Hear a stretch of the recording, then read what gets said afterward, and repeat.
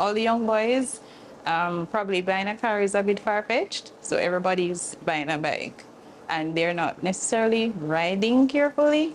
So they're always being hit off or they're hitting somebody.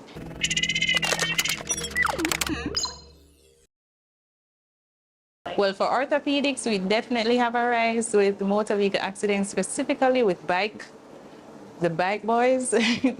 They basically are the predominant patients on a Monday because every Monday you have a new patient, basically at least one. It was in a motor vehicle accident. And some, they have severe injuries. We have a lot of patients who have been coming to the clinic for months because they have to do several surgeries. Their wounds are not healing based on lifestyle too. A lot of them are bleaching.